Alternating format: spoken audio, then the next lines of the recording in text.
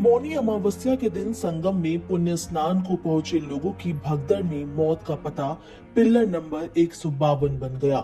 इस पिलर के 100 मीटर के घेरे में घटित दुर्घटना कई परिवारों के लिए त्रासदी बनकर आई। मौके से जो बचकर निकल आए, दुर्घटना के बाद वो भी ट्रॉमा में है। उसे याद कर सिहर उठते हैं। पूछो तो कहते हैं शायद ही उस दृश्य को मैं कभी भूल पाऊंगा। मौके पर बिखरे लोगों के कपड़े, जूते, चप्पल गवाही दे रही हैं कि किस तरह नहान की तैयारी करते समय वे काल के गाल में समा गए। दिल्ली में द्वारका सेक्टर 18B के प्रमोद कुमार शर्मा पेशे से व्यवसायी हैं। पत्नी, माँ और 2 बेटों को कुंभ स्नान कराने लाए थे। 1:30 से 1:45 बजे के बीच वे नहाकर आए ही थे कि एकाएक पीछे से भीड़ का रेला आया और वहां खड़े लोग दब गए।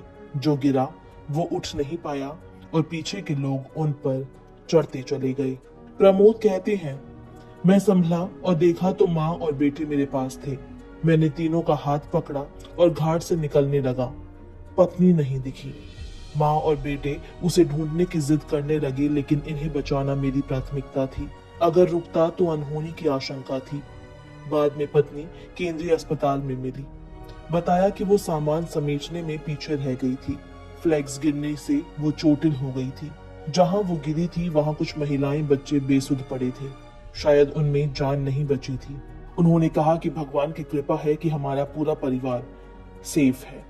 जींद के नरेंद्र, 2 बहनें और पड़ोस की दादी रामपति को लेकर मौनी अमावस्या का स्नान करने आए थे। भगदड़ के बाद दादी भीड़ के नीचे दब गई थी। रामपति को बेसुध अवस्था में एम्बुलेंस में अस्पताल पहुंचाया गया। दादी का हाल पाने के लिए बेताब नरेंद्र, लेकिन कोई खबर नहीं मिल रही है। वो परेशान है। फोन आ रहे हैं लेकिन वो उठा नहीं पा रहे। तभी उनके हिसार से आई बहन बोली, बताएं भी तो क्या बताएं, कैसे बताएं कि दादी नहीं मिल रही। हिसार की प्रीति देवी घटना को बयां करते कहती है कि हमें बस इतना याद है कि 20-25 लड़कों का दल आकर हम पर गिरा। हमने संभलने का प्रयास किया, घुटनों पर बैठे, लेकिन अगले ही पल संभली। आ रहे धक्के की उल्टी दिशा में भागी।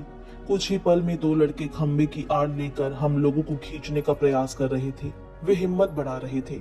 हम जब तक वहां थे 20-25 लोगों को सकुशल बचा चुके थे। अगर वे न होते तो शायद जान गंवाने वालों की संख्या कहीं अधिक होती। सबसे पहले रेस्क्यू उन्हीं बच्चों ने किया, बाद में पुलिस आई।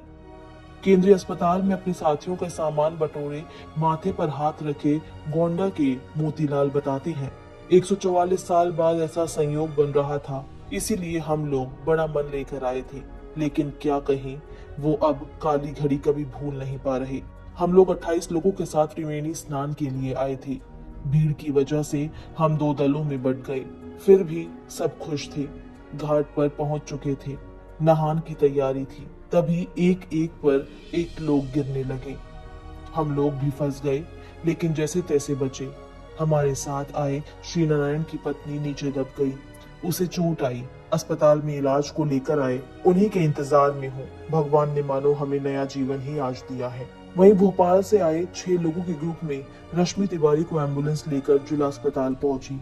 इलाज के बाद सामान्य हुई रश्मि ने बताया कि वो स्नान के लिए जा रही थी। तभी संगम की ओर से भीड़ बेकाबू बढ़ रही थी। हम लोग बैरिकेडिंग के दूसरे ओर थे।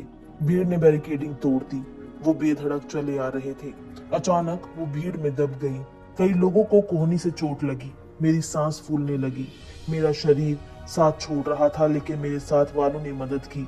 एक और किया, फिर एम्बुलेंस से यहाँ अस्पताल भिजवाया।